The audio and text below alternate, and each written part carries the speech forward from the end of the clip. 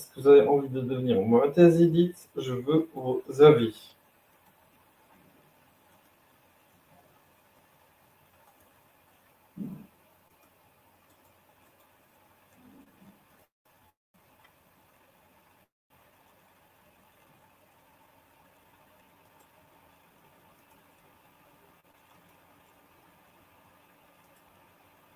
Abou Hijra, il y a une question, on ne s'est pas posée. Je pense qu'il faudrait qu'on la pose un de ces quatre. Dis-moi. C'est est-ce que, et moi j'ai pas trop entendu dans les témoignages et tout, que tu vois, les imams prédicateurs, voilà, ils ont influencé peut-être dans le cheminement, tu vois. Mais tu vois, ces gens-là, ils ont la coche, ils font des millions de vues et ils ont un discours très incohérent et très égareur. Donc ce serait intéressant si un jour on trouve des témoignages qui vont dans ce sens, tu vois. Après, les gens vont Ah, dire, ah, intéressant. biais de confirmation, aïe, aïe, aïe, aïe, aïe, aïe, les biais de confirmation. Ah, Elle est bah, où la ça, méthodologie scientifique? Non, nous, on est des enquêteurs, là, on est en mode enquête, tu vois. voilà, on est dans l'enquête, On tape clairement. le terrain, on tape le terrain, on cherche à savoir, voilà, ces prédicateurs, quels impacts ils ont sur les jalons de l'apostasie, je sais pas, moi, tu vois. Faut voir, faut voir. Allez, on y va, on commence.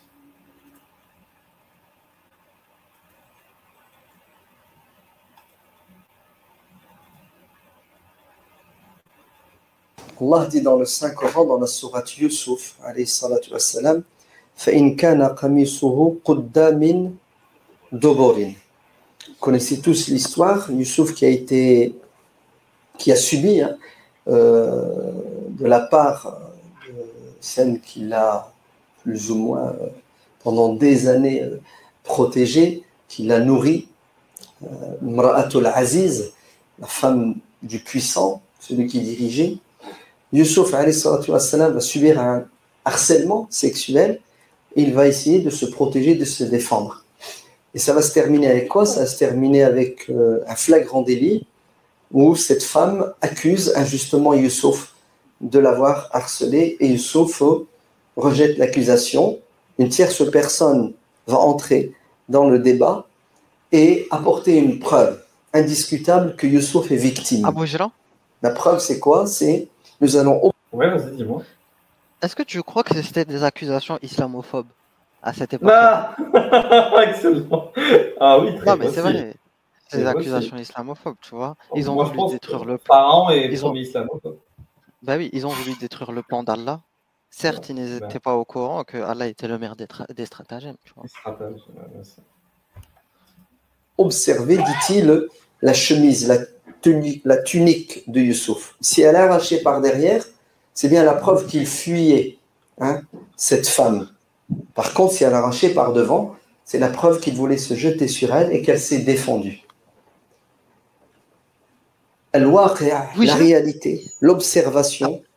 Ah, bah, on arrête. Ouais. t'as pas remarqué dans les récits religieux toujours des preuves bizarres comme ça? Ah, Genre si le mec est habillé comme ça, c'est un roi, mais s'il vient comme ça, c'est un prophète. S'il agit comme ça, c'est un prophète, sinon c'est un homme. Si, tu toujours des tests à la con comme ça, tu vois, des tests empiriques bizarres, tu vois ce que je veux te dire? Genre c'est curieux, tu vois, ils attendent. Après, je sais pas, parce tu vois, ils nous parce parlent de qu'en biais de vrai, confirmation. Mais attends, en vrai, il aurait pu, genre, déchirer sa chemise, il aurait pu la déchirer par derrière, tu vois, pour l'enlever.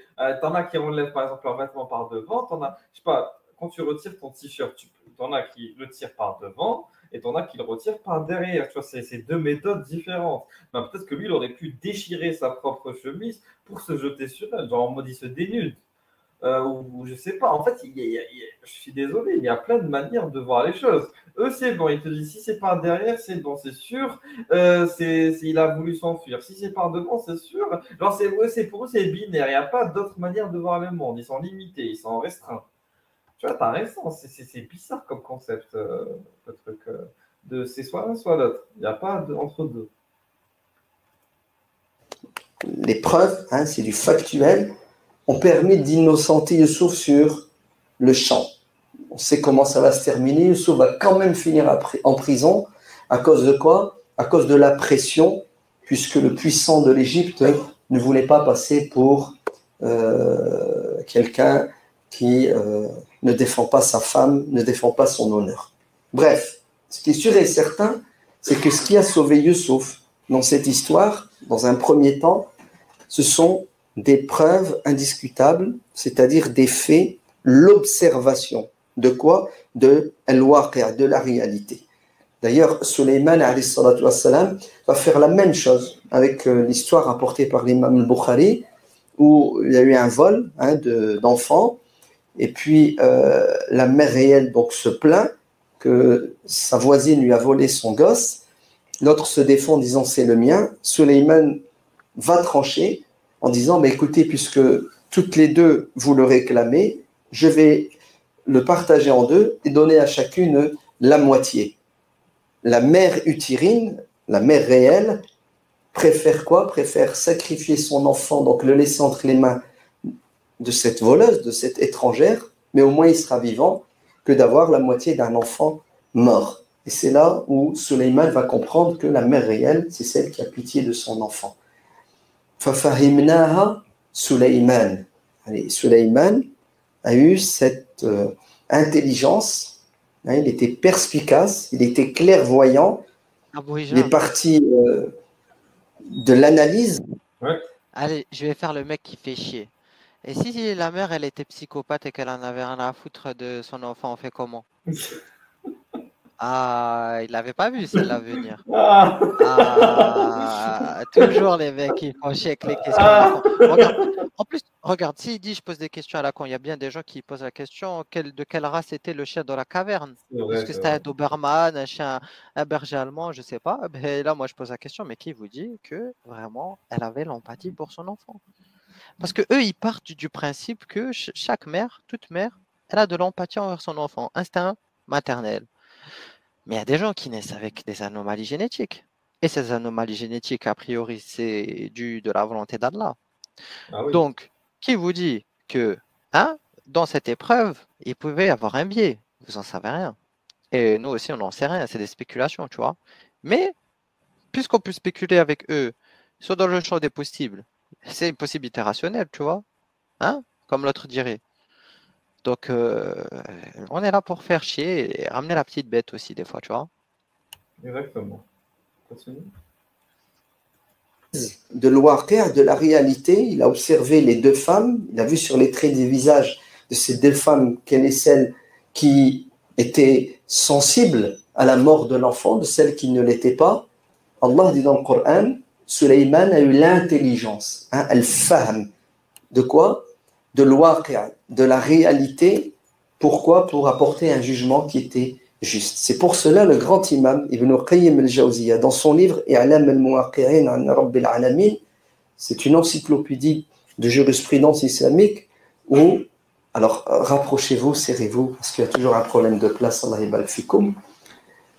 Donc c'est une encyclopédie de droit musulman où l'imam Ibn Qayyim parle de qui? Parle des muftis, c'est-à-dire ceux qui ont le droit, la possibilité, les moyens de décider de ce qui est halal et de ce qui est haram.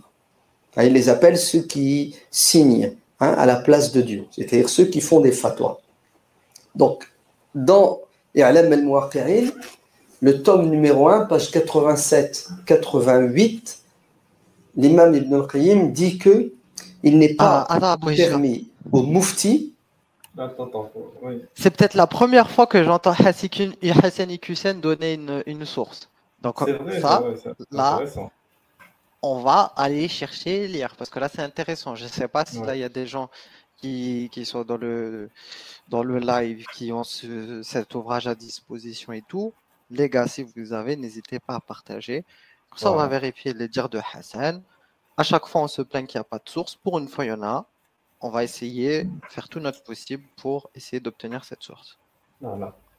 On revient juste un peu en arrière.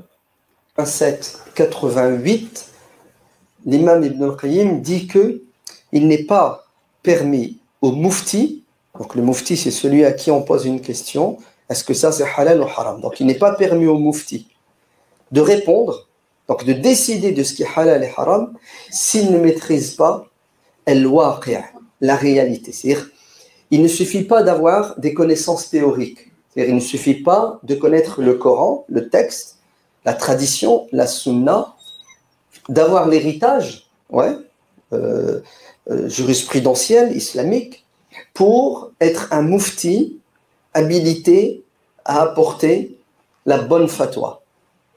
Il faut la connaissance théorique et la connaissance pratique. Il faut que le mufti soit ancré dans son milieu et qu'il ait des outils pour pouvoir construire un raisonnement qui est le plus proche de la vérité. Fahm al-waqi', la connaissance. Tenir compte du milieu, c'est-à-dire l'économie, la politique, la culture, la psychologie, hein, la géographie, même le climat. Ouais. Tout ce qui a un impact, tout ce qui fait pression sur l'être humain, qui interagit avec l'être humain, doit être maîtrisé parfaitement par le mufti, par le savant.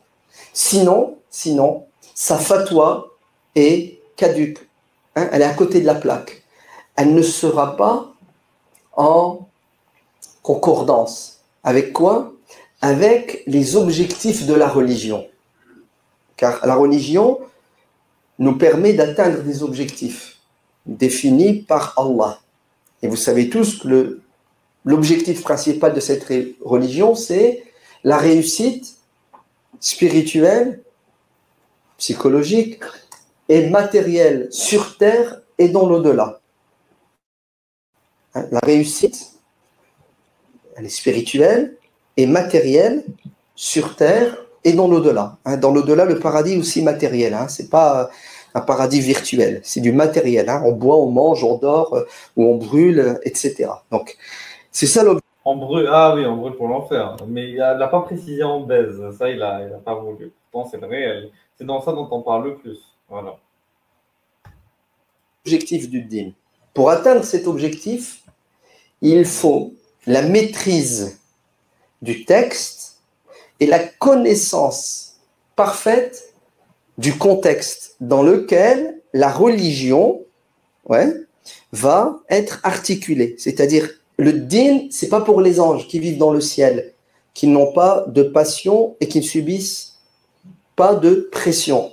Le din, c'est pour des êtres humains comme vous et moi, avec nos faiblesses, avec nos manquements, mais aussi avec nos envies, nos aspirations, mais surtout avec une réalité qui pèse sur nos épaules, positive ou négative. C'est clair?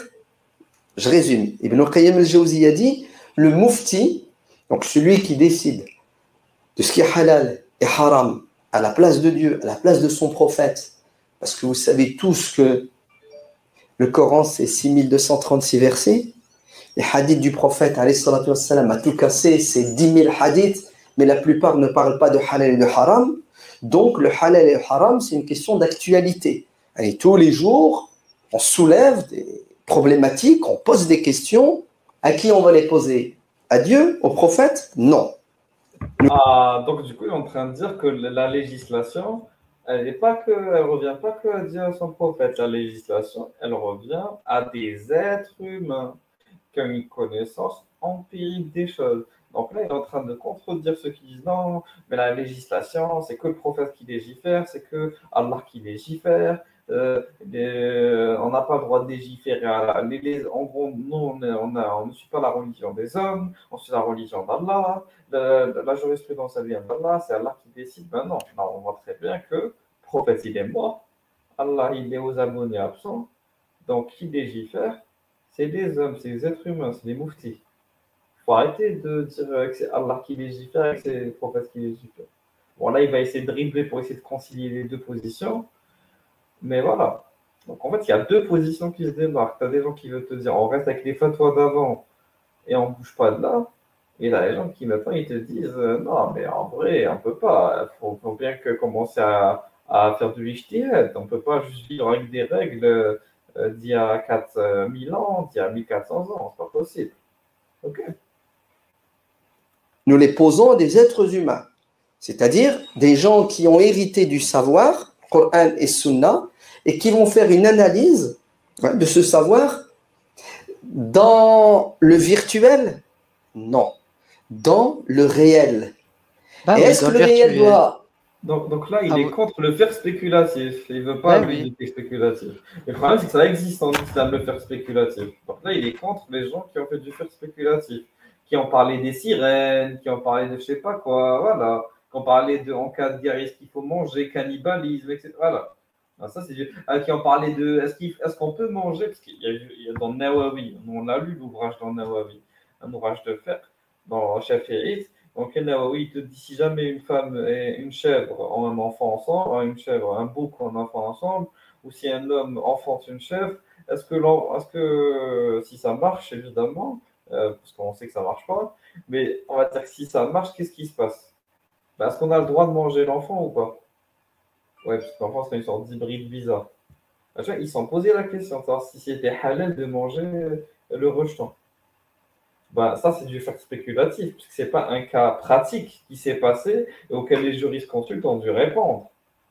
Donc là, moi, des personnes, ils disent virtuel, virtuel, mais l'islam s'est basé énormément sur du virtuel, je suis désolé.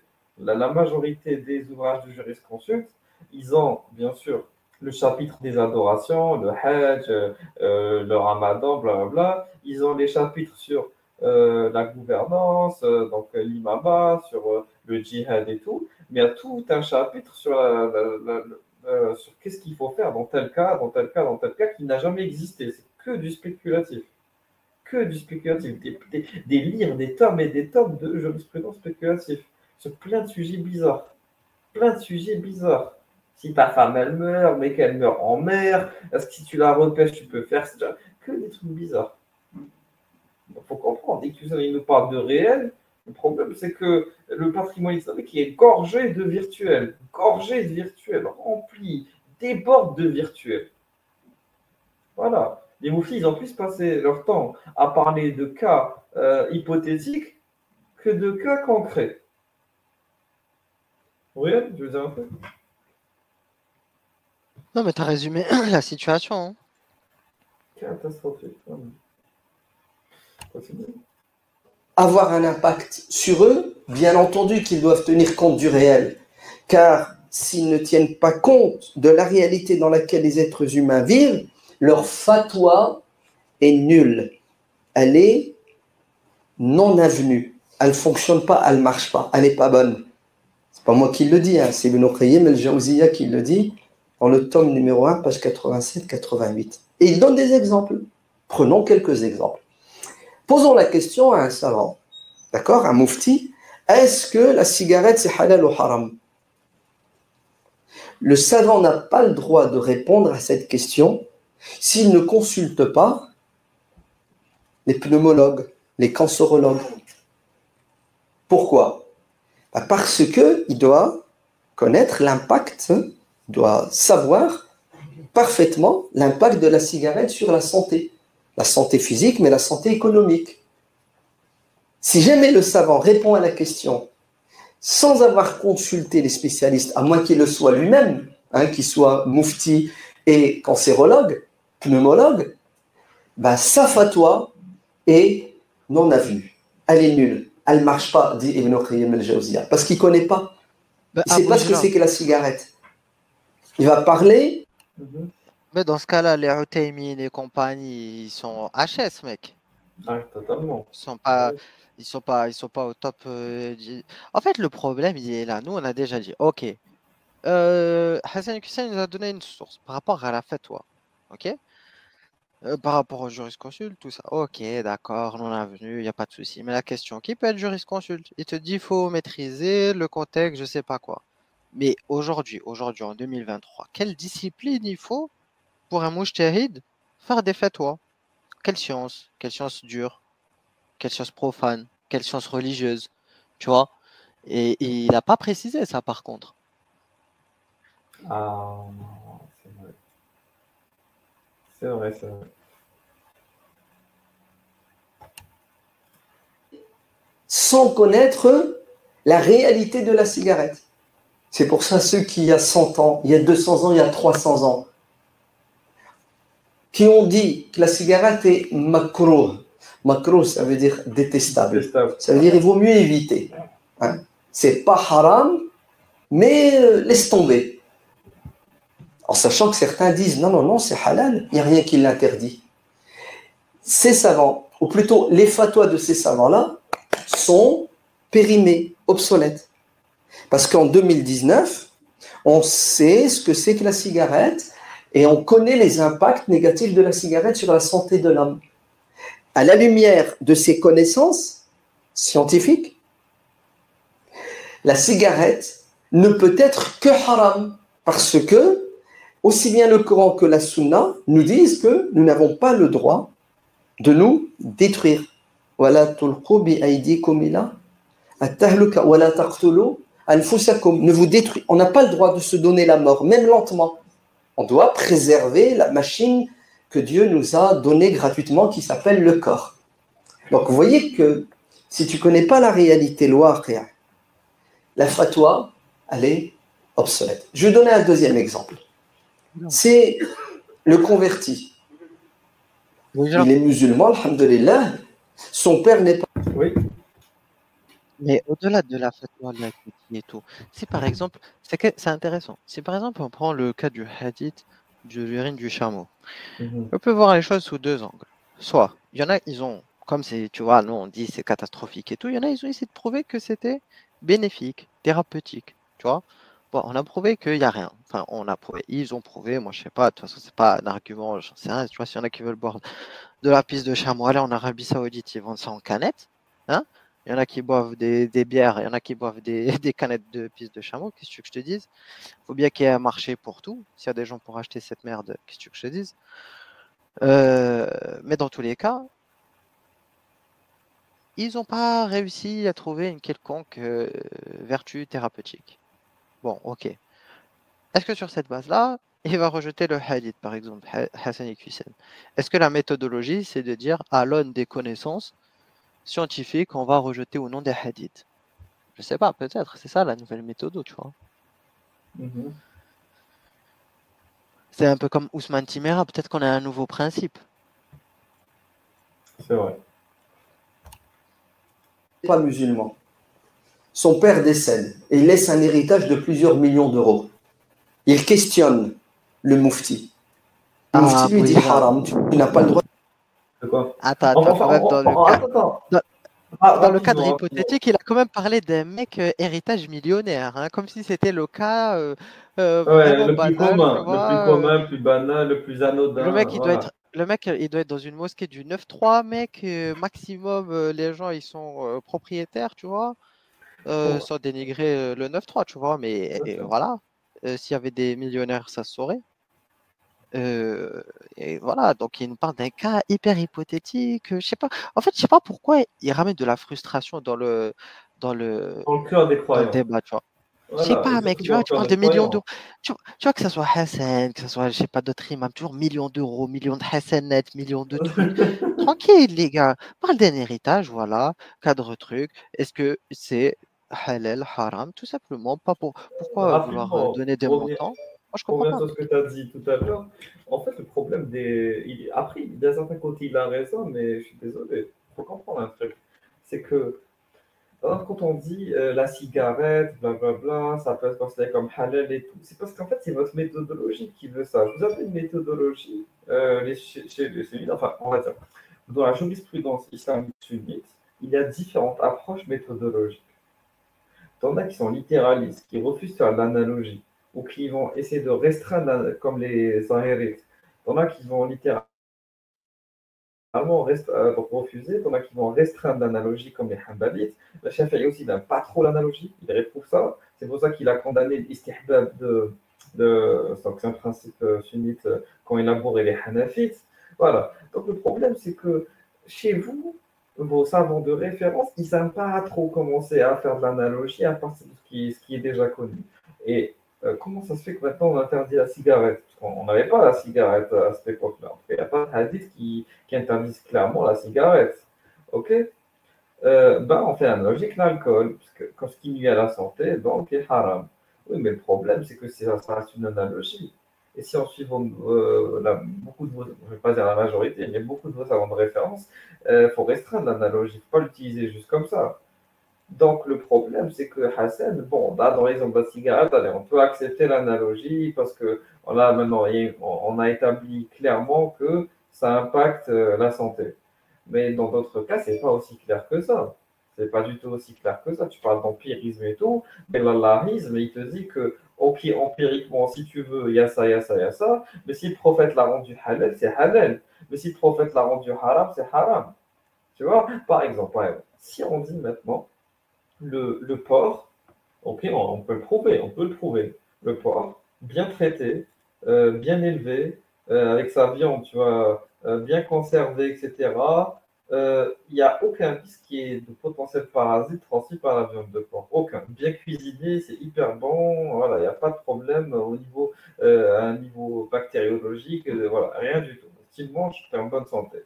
Est-ce que pour autant, ça devient halal de manger du porc ou pas? Ah non. Ben non. Donc il y a un conflit entre empirisme et idéalisme. Donc il y a le monde des idées, où on rend haram certaines choses, sans forcément de raison derrière, et tu as le monde empirique, où on se base sur ce qu'on connaît après expérience, pour savoir ce qui est bon ou mauvais pour nous.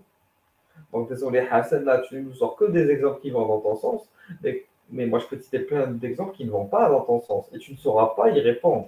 Tu ne sauras pas y répondre. Sache-le. Je continue. Parce que voilà, c'est bien beau de dire l'islam, c'est le Coran et la Sunna et aussi l'empirisme. Mais qu'est-ce qu'on fait quand il y a un conflit entre empirisme et Coran et la Sunna? Ben là, vous avez privilégié normalement le Coran et la Sunna. Donc au final, l'empirisme, c'est toujours ce qui vient en dernier. C'est d'abord le Coran et la Sunna. Donc les gens, par exemple, qui rendent la cigarette halal sur la base que c'est pas écrit dans le Coran et dans la Sunna que la cigarette c'est haram. Ben, techniquement, ils ont raison. Ils s'en foutent de Ben, l'empirisme. attends, Tu vois ce que je veux Abou dire ou Hijra, pas? Voilà. attends, tu parles de cigarettes, mais attends, on a le champion en tête, Ousmane Timéra. Il a dit que fumer pendant le ramadan, ça va, c'est cool, ça casse pas le ramadan. Voilà. Voilà. Donc, tout simplement. Exactement.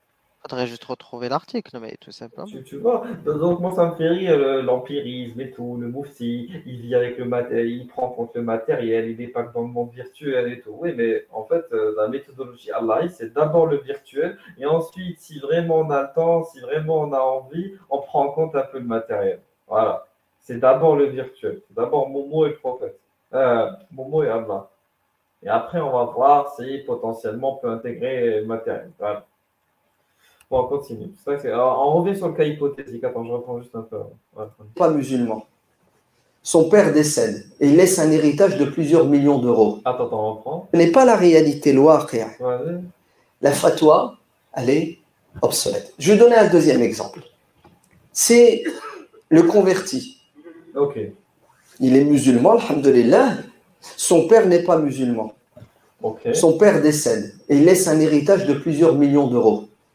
Il questionne le moufti. Le moufti lui dit haram, tu n'as pas le droit d'hériter de ton père parce que ton père n'est pas musulman. Voilà, ça c'est la jurisprudence islamique. Voilà. On l'a écouté la dernière fois que tu étais avec moi. Le kafir, le musulman, la yurit, mais min al kafir. Voilà. On va dire, on traduit donc le musulman n'a pas le droit de recevoir un héritage voilà, du café. Voilà, je m'écris. Voilà, il n'a pas le droit de recevoir. La filiation, ça ne permet pas de recevoir un héritage en islam. Il faut valider la condition de la piété, de la foi. Parce que l'imam al-Bukhari rapporte, d'après Oussama ibn Zayd, que l'enfant musulman n'hérite pas de son père qui n'est pas musulman. Voilà. Hein, l'enfant vous avez compris. Musulman ne prend pas les biens, l'héritage de son père qui n'est pas musulman. Voilà, c'est clair. Il est clair et évident que cette fatwa n'est pas d'actualité. Ah. En fait, il est marrant, c'est juste que là, il a la rage parce que le fric il rentre pas. Il dit c'est pas d'actualité, voilà. Ah, désolé, il est trop fort. Ah là, je suis mort. Mais comment ça? C'est comme si, mec, je te dis, le djihad, il n'est pas d'actualité. Là, ça, c'est pas d'actualité, les frères. c'est bon. Voilà, l'esclavage, voilà, c'est pas d'actualité puisqu'on l'a abrogé, donc c'est bon, on annule. Allah, il nous a pas halal l'esclavage. La dimitude, c'est pas d'actualité. Donc la dimitude, c'est plus. Non, mais là, c'est de la folie. Là, on peut tout rendre haram, tout rendre halal. Là, c'est de la folie. Donc là, il ne me dit pas qu'il va rendre halal l'héritage du kafir. Non, ne me dis pas qu'il va faire ça. S'il te plaît, ne me dis pas qu'il va faire ça. Elle est obsolète. Mais non. Pourquoi? Parce qu'elle va en contradiction flagrante avec les objectifs du dîn. Les objectifs du dîn, c'est quoi? C'est que le musulman doit être fort. Doit être fort financièrement aussi, pas seulement. En fait, Abu Hijra, elle est là. En fait, regarde, là, s'il parle en termes de maqasid sharia, oui, il a raison. Mais le problème, c'est quel est ton madhab, quel est ta aqida? C'est ça. Parce que c'est facile de parler de maqasid sharia, mais les maqasid de toi, c'est pas les maqasid de MDS. C'est ça. Voilà, tu vois. Et les Hanbalites, ils s'en foutent des maqasid, par exemple. Les Ash'arites qui ont les maqasid, c'est Razali qui a les maqasid, c'est lui qui a établi ça. Donc Razali, c'était pas un Hanbalite, c'était un Ash'arite. Donc là, il est en train de clairement définir un peu là où il tourne, là où il traîne. Voilà, il traîne dans le frérisme, Ash'arite, dribblage. Mais le problème, mec, c'est que les maqasid, ils remettent pas en question. En fait, comment t'expliquer? Quand il dit que la fatwa, elle est obsolète. En gros, il est en train de me dire qu'à l'époque de Bukhari, ça n'existait pas un père kafir riche et un converti, donc enfant pauvre. Ça n'existait pas, ça. Ben, ça existait à l'époque de Bukhari. Pourtant, ça n'a pas empêché qu'ils rapportent le hadith et qu'ils en fassent une fatwa. Genre, à l'époque du prophète, ça n'existait pas des koufars riches. Ça n'existait pas des enfants de koufars qui héritaient d'eux. Bah, si le prophète il a énoncé cette fatwa, ce hadith, c'est qu'il était au courant de ça. Vous prenez le prophète pour un débile. En fait, là, ok, il y a les maqasid et tout, mais à un moment donné, il y a un principe aussi de cohérence avec le dogme. Ça, tu ne peux pas transformer le dogme juste parce que ça n'arrange pas les maqasid, tu vois. Donc là, il est en train de dire on peut remettre en question des fondamentaux juste pour que ça coïncide avec les maqasid. Je suis désolé. Donc là, ils sont en train il est en train de te dire quoi? Il peut te dire, je peux détruire les fondamentaux, je peux détruire littéralement les piliers du dit, les bases du dit, pour répondre aux objectifs, les maqasid, pour ceux qui ne comprennent Non, pas mais là, ce l'arabe, qu'il dit, les en fait, objectifs. ce qu'il dit, Voilà. en Voilà. d'autres termes, la fin justifie les moyens, mec. Voilà, tout Voilà. simplement. Mais les moyens entraînent la destruction des fondements, tu vois, parce que c'est un fondement que un musulman, il n'hérite pas du kafir. Voilà. On doit couper la filiation entre les deux. Pourquoi? Parce qu'en islam, la seule filiation qui compte, c'est la filiation agréée par Allah. C'est pour ça que Shafi'i, dans sa fatwa, il a dit qu'un père, il pouvait coucher avec sa fille née hors mariage. Voilà. Une fille qui aurait eu d'adultère, il peut coucher avec elle. Parce qu'il n'a pas eu dans un cadre marital. Faut comprendre, en fait. Faut comprendre, les gars. Faut comprendre. Faut comprendre que là, ce qui est en train de se passer, c'est beaucoup plus technique que ce que vous pensez. Moi, je ne pensais pas qu'il y avait ça dans cette vidéo. Je suis content de voir ça. Donc, déjà, dans cette vidéo, on a une source intéressante qu'on peut exploiter. Et à la fin, une réflexion pertinente. C'est est-ce qu'au nom des maqasid, on peut remettre en question les fondements? Moi, je dis non. Moi, je dis sinon, ça vaut plus le coup de suivre l'islam. Moi, je viens devant IQCL, je lui dis IQCL, je suis désolé. Donc, au nom des maqasid, je peux marier ma fille à un polythéiste. Voilà. Donc, imaginons, moi, j'habite en Inde, ok? J'habite en Inde. Il y a un polythéiste, il est riche. Il est riche. Un hindou, il est riche. Je sais pas si Shah Rukh Khan, tu vois, l'acteur, c'est l'acteur, il veut marier ma fille. Moi, je suis musulman. Il y a Shah Rukh Khan, il veut marier ma fille. Le mec, il est pété de thunes. Je sais qu'avec cet argent, je peux construire des mosquées, je peux construire des madrasas, je peux faire beaucoup de choses pour l'islam. Est-ce que je vais marier ma fille pour espérer gratter de l'argent? Parce qu'on va essayer de gratter de la dot. Techniquement, si ensuite en principe de maqasid, on peut le faire. Mais ça va contre les fondements de l'islam, qui consiste à ne pas se marier avec les polythéistes. En fait, je ne sais pas si tu vois où je veux en venir, Ruben, mais c'est dangereux cette mentalité de la fin justifie les moyens. Parce qu'à la fin, tu détruis l'islam. Si tu emmènes cette logique jusqu'au bout, il n'y a plus rien. Je ne sais pas ce que tu en penses. Ouais, ça dépend. Après, moi, je pense que peut-être l'ash'arisme, c'est plus une doctrine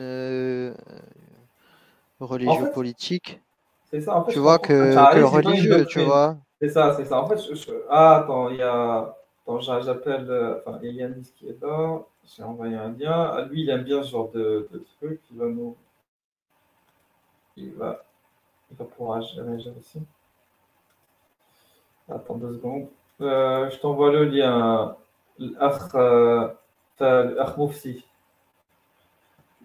Allez, vas-y, grimpe. Vas-y, Ruel, dis-moi du coup. Donc, toi, tu penses que la charia, c'est vraiment une doctrine plus politique. En fait, ça, j'ai compris.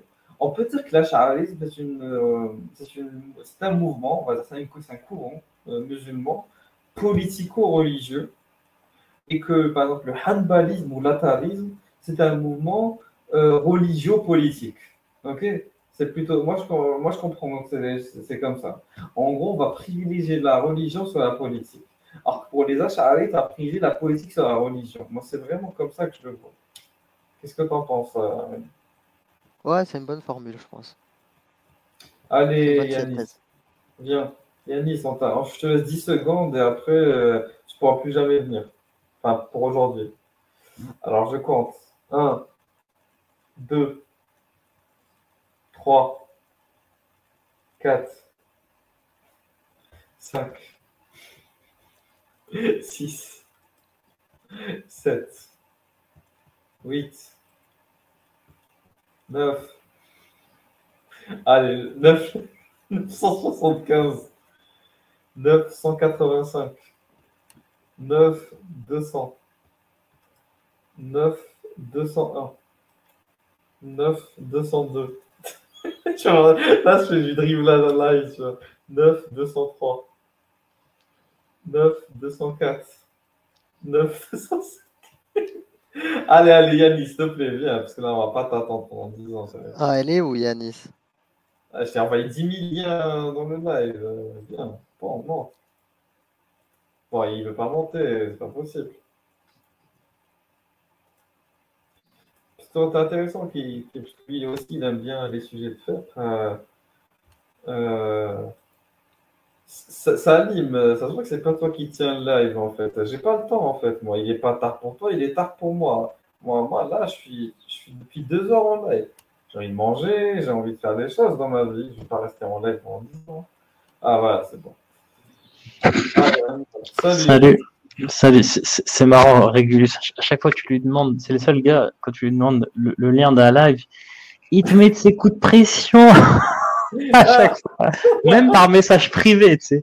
Hey oh, alors, tu viens ou pas? Putain, je viens de t'envoyer le lien il y a au moins 30 secondes, t'es toujours pas là. Tu viens aujourd'hui ou pas? Tu me l'as demandé, non? Bah pourquoi t'es pas là? C'est le seul gars qui fait ça. C'est ça en plus. Il te renvoie des messages, il t'appelle et tout. Et tu sais pas comment il fait. Hein. Il est en train de faire ça en live, mais il t'envoie plein de messages comme ça. Je suis polyvalent. Vas-y, tu peux réagir à IQSM ou pas? Je peux pas, je viens d'arriver.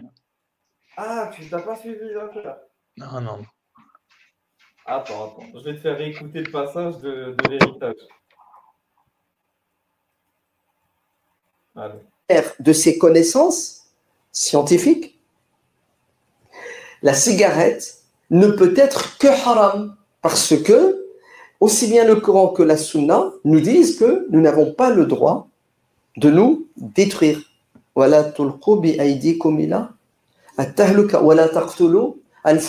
vous détruisez. On n'a pas le droit de se donner la mort, même lentement. On doit préserver la machine que Dieu nous a donnée gratuitement qui s'appelle le corps. Donc vous voyez que si tu ne connais pas la réalité, la fatwa, elle est obsolète. Je vais donner un deuxième exemple. C'est le converti. Il est musulman, alhamdoulilah. Son père n'est pas musulman. Son père décède et il laisse un héritage de plusieurs millions d'euros. Il questionne le mufti. Le mufti lui dit haram, tu n'as pas le droit d'hériter de ton père parce que ton père n'est pas musulman, parce que l'imam al-Bukhari rapporte, d'après Oussama ibn Zayd, que l'enfant musulman n'hérite pas de son père qui n'est pas musulman. Tu vois, Abu Jara. L'enfant musulman. En fait, Hassan, quand il veut, il peut sortir des sources, c'est ouf, mec. Oui, il ne se fatigue Quand il pas. dit C'est tout. que, en fait, c'est grave, mec. Tu vois, là, il a Bukhari, Oussama ibn Zayd, il n'y a pas de souci, il te cite le hadith. Mais d'habitude, tu vois, ils sont dans le flou artistique. Mais là, quand. En plus, il valide l'orthodoxie. Mais pour son dribblage, il est obligé d'appuyer sur des sources authentiques pour dire, voilà, c'est vrai, mais c'est pas acceptable. Non, non, C'est un non. tueur, c'est un tueur. Yanis, attends, j'ai fini. Ne prend pas les biens, l'héritage de son père qui n'est pas musulman. Il est clair et évident que cette fatwa Et d'obsolète. n'est pas d'actualité. Elle est obsolète. Waouh. Pourquoi?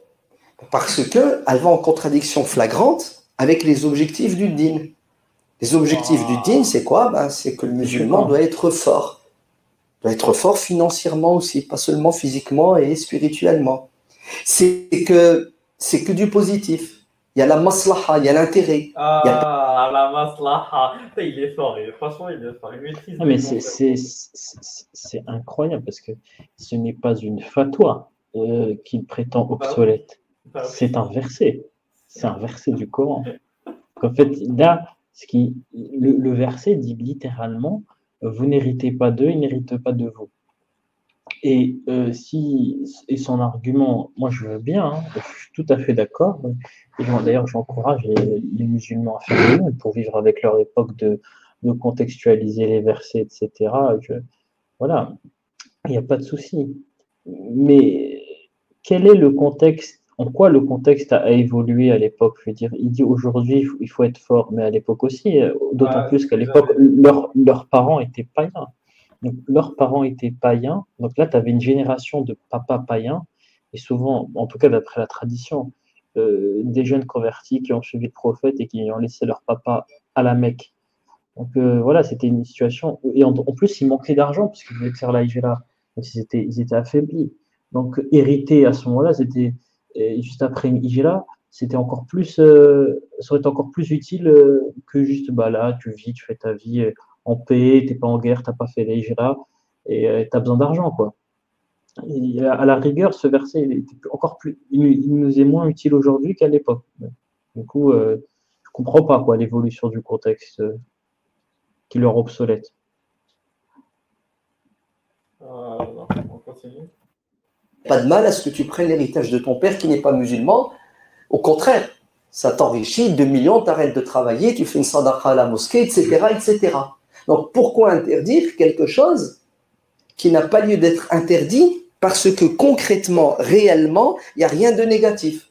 Vous allez me dire, mais si, c'est interdit. Tu viens nous a cité un hadith où Oussama ibn Zayd a dit que le prophète a dit, c'est dans le Sahih de l'imam Muslim. Mais ça, c'est notre compréhension littéraliste des textes sans tenir compte des objectifs de la religion et de l'impact du texte sur la réalité, sur le vécu de l'individu. C'est-à-dire, non, tu vas quand même pas qu'on accepte que la religion, elle doit changer en fonction de l'impact sur la réalité. Eh oui, il y a des choses dans la religion qui changent, qui évoluent. Non, là, c'est trop. Là, c'est trop. Bah, après, Abu Hijra, c'est un peu, comme dirait l'autre, l'épistémologie de la réalité, tu vois. C'est-à-dire que les mecs, en fait, ce qu'ils sont en train de te dire, c'est qu'ils partent de la réalité, tu vois, des possibilités, et ils vont définir la charia sur cette base, en fait, tout simplement. Mais Il du y a coup, des l'islam, c'est que contradictions, c'est pas l'islam. grave, il y a le maqasid. Oui, mais ils sont plus dans une logique politique qu'autre chose, tu vois. Eux, ce qu'ils Voilà, veulent, c'est ça. l'objectif, c'est le khilafa, tout simplement. C'est ça. Tous les moyens sont bons pour y parvenir. On peut s'allier avec les woke LGBT, on peut s'allier avec des débutants, on peut s'allier avec des tarés, il n'y a pas de souci, mais qu'on va ramener des prédicateurs sulfureux, des moins sulfureux, des laxistes. Les mondes des possibles, mais que dans une conférence, ils vont te ramener un taré, un laxiste. Le musulman, sa tête, elle est sonnée, tu vois. Il écoute un gars, il lui dit daraba, ou il lui dit je sais pas quoi, voter c'est haram. Hein? Et dans le même temps, après, il va te dire, quelques années après, non, mais voter, c'est bien, ça va, ça va. Mec, c'est de la folie. Ouais, mais ce qui me choque, c'est que voilà, il tait le fait que c'est inversé. Et je regarde en parallèle plusieurs sites Islam dit que Islam Web, Islam QA, ils disent tous que c'est un hadith. C'est un hadith. Ils disent oui, c'est un hadith, mais bon, tu peux quand même. En vrai. On va nous le verser, on va nous le verser. Ok, je vais chercher. Tu peux poursuivre la vidéo maintenant. Ça marche, merci beaucoup. Merci. Qui parfois étaient haram deviennent halal, parfois halal deviennent haram, en fonction de l'impact de ces choses-là sur les individus, sur la réalité, sur la société. Oui, mais du coup, ouais, c'est ça, c'est de la politique, t'as raison. Parce que, en fait, on ne peut pas construire une religion en changeant les dogmes. C'est pas possible, tu ne peux pas, comme ça, te revendiquer d'une doctrine qui va rendre quelque chose d'autorisé que c'était interdit, quelque chose d'interdit que c'était autorisé. Tu ne peux pas avancer comme ça, c'est pas possible. En fait, regarde, mec, lui, son principe, c'est de dire que le musulman, il doit être fort. Lui, ça, c'est son paradigme. Oui, à partir de là, mec, voilà. c'est le champ des possibles. Et il est là le problème, en fait. Il part de cette prémisse, et après, dans le reste, on a le champ des possibles. Exactement. Déjà, cette prémisse, elle est bizarre. Voilà, les gens, ils se posent la question, pourquoi Hassan est expulsable? Voilà, le collectif Exmuse donne une raison, un principe séparatiste, tout simplement. Voilà. En France, nous sommes égaux. Voilà, on ne reconnaît pas la hiérarchie entre les gens, le sexe, les individus, les handicaps, tout ça. En tout cas, dans l'esprit, c'est ça, tu vois.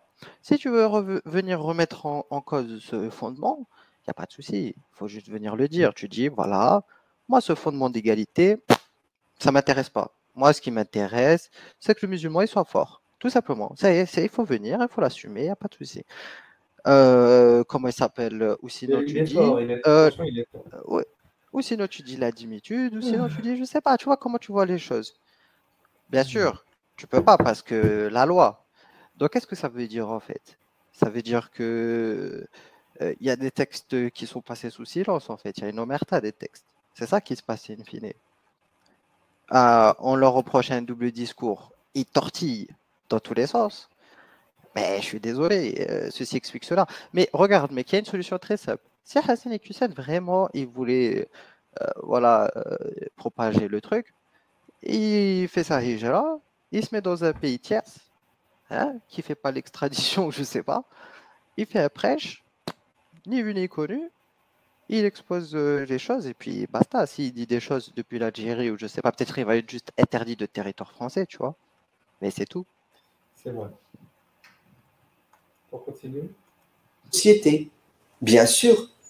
La preuve, elle est toute simple. C'est que ça, là, hérité d'un parent non musulman. Est-ce que vous savez que, depuis toujours, les savants musulmans sont divergents? Certains disent c'est haram, d'autres disent c'est halal. Mu'ad ibn Jabal dit c'est halal. Muawiyah ibn Abi Sufyan dit c'est halal. Muhammad ibn al-Hanafiya. Attends, Muawiyah ibn Sufyan est en train de parler du... Je ne sais pas qu'on est en train de parler du même que je connais. Ah si, il parle de lui. Hein. Il est en train de parler de Muawiyah, le mec qui a combattu... Le connard. Le connard, quoi. Ah non, là, c'est trop... Là, c'est ça, c'est référence. C'est-à-dire que c'est un gars qui a été païen jusqu'au dernier moment. Tu vois. Et il a pris le pouvoir et il s'est empiffré, quoi. Il a tué plein de musulmans. Son fils, il a détruit la Kaaba. C'est catastrophique, son histoire. C'est lui la référence des Qsen. La référence des Qsen, c'est un musulman de la dernière heure, tu vois, de la dernière minute, comme l'a dit Yanis. Et son fils, il a littéralement été le pharaon des Arabes, le pharaon d'Islam, en fait. Le pharaon d'époque de Momo. Et le mec, il a détruit la Kaaba, il a buté le petit-fils du prophète. Ah non, catastrophe. Il a aussi créé la première dynastie de droit d'affiliation pour ses enfants. C'est-à-dire c'est le premier mec qui a dit c'est mes enfants qui vont régner. Et jusqu'à lui, c'était pas le cas. Donc c'est le premier mec qui a dit, et d'ailleurs il a aussi dit que Dieu lui avait donné le pouvoir parce qu'en fait il avait gagné tout simplement. En gros il a dit, parce qu'il faut légitimer son pouvoir, et c'est le premier mec qui a dit la légitimation de mon pouvoir, c'est la force. Parce que j'ai gagné, c'est que Dieu m'a choisi en fait. Certes, avant lui, c'était oui, j'étais proche du prophète, j'étais de sa famille, etc. C'était ça la légitimation. Lui, il a dit c'est la force. Je vous ai défoncé, Donc, ça veut dire, et c'est intéressant, hein, parce que d'un côté, c'est pas illogique non plus, puisqu'il dit, Allah, il a voulu un califat sur terre. Or, là, c'est moi qui vous domine, c'est moi qui vous défense, je suis musulman, donc Allah m'a choisi, en fait, parce que je vous ai défoncé. C'est le premier gars qui dit ça. Il a eu le pouvoir par la force. Il le dit lui-même. C'est vrai. Non, t'as raison. T'as réussi à retrouver le verset ou pas? Non, je trouve pas. Peut-être Pas peut-être grave. que j'ai confondu, peut-être que c'est un hadith, je sais pas. Pour l'instant, D'ailleurs, Yanis, petite parenthèse, là, tu nous coupes l'herbe un peu sous le pied. Mais on verra après dans le reportage, les djihadistes, ils te disent on va obtenir la charia par les armes. C'est comme ça Oui. qu'ils le disent, hein. Ils ont le même discours que Muawiyah, tu Allez, vois. Belhaj. Donc en fait, Et quand il est voilà, Belhaj, en fait, ils sont ouais, que contre tous tous. ces tarés de merde, tu vois. Mais dans tous les cas, non, mais c'est bon, c'est bon, c'est bon. Mais dans tous les cas, euh, il y en a, c'est leur conviction intime que c'est par les forces qu'ils vont obtenir gain de cause. C'est vrai. Continue. Il dit c'est halal. Mohammed ibn Ali ibn al-Hussein dit c'est halal. Saïd ibn al-Musayyib dit c'est halal. Ishaq ibn Rahouya dit c'est halal. Laissez tomber. L'imam ibn Taymiyyah radiallahu anhu et son élève ibn Qayyim al-Jawziyya dans le livre Ahkam Ahl al-Dhimma dit c'est halal. Et vous savez quels sont les arguments de l'imam ibn al Il dit Ibn Taymiyyah, après il demande à Allah de l'agréer, c'est ça? Ce zindir de puceau de Ibn Taymiyyah mort en prison, takfirisé par 300 savants de son époque, c'est ça? C'est ça. Ah, c'est pas possible, mec. Ah oui, mais j'avais oublié, c'était Cheikh el-Islam, c'est ça? Pardon, Ah, on donc ça touche passe. pas Donc au. ça passe. Donc ça passe. On peut pas, ouais, c'est vrai. Désolé, désolé. Qayyim pour dire que tu peux hériter de ton père qui n'est pas musulman sont des arguments purement économiques, vous entendez, et politiques. Il te dit, c'est de la maslaha, ça enrichit la personne, ça la renforce, et si c'était interdit, l'interdiction est circonstanciée, c'était pour des raisons purement politiques. Il te dit, el-kafir, il est harbi. C'est-à-dire que tu n'hérites pas de ton père qui est un ennemi. C'est-à-dire qu'il interprète le texte, ouvrez bien vos oreilles, il interprète le texte, le hadith. Il va l'interpréter à la lumière de quoi? Du waqi', de la réalité. Le prophète a dit ça à un moment donné, dans une situation donnée, économique, politique, psychologique, tout ce que vous voulez comme hic. Et aujourd'hui, en l'an 1300, Ibn al-Qayyim dit non, la fatwa n'est plus d'actualité. Aujourd'hui, c'est halal pour telle et telle raison. Notre religion a une capacité extraordinaire À dribbler. d'évoluer en tenant compte de quoi? De la réalité. Parce que le but du dîn, ouvrez bien vos oreilles, c'est de nous faciliter la vie sur terre et non pas de nous la compliquer. C'est pour cela la fatwa va changer, évoluer. L'imam Ibn al-Qayyim dit Mais ça sert à quoi d'être musulman au final en fait? Ça sert à rien de suivre un dogme qui change avec le temps. Autant pas être musulman. Et juste vivre avec la réalité tout court. Parce que le but d'être musulman, c'est d'adhérer à des principes. Si tes principes ils changent avec la réalité, autant directement suivre le réel et pas être musulman. Ça n'a aucun sens. si Ça n'a aucun sens d'être musulman. le mufti ne connaît pas Il est l'waqi', la réalité, s'il ne tient pas compte de la réalité, sa fatwa est obsolète. La bonne fatwa, c'est celle qui évolue, qui change à la lumière. Bon, on a compris, c'est bon, on arrête. On a compris. C'est bon, à la lumière de. Ouais, c'est bon. Bon, on va regarder. On commence à regarder les Daesh, c'est ça? On commence. Ouais, c'est ça, ouais. Alors, on va regarder ça. Ouais, on va regarder celle-là. Juste rapidement, on fait une petite pause. Café, tu connais, un peu là-bas, de thé. On recharge les batteries et on revient. Donc pendant la pause, je vais vous remettre l'intro. Elle est où l'intro? Attends. Elle est où cette intro? Je la retrouve pas. Ah, c'est bon. Ah, allez, on y va.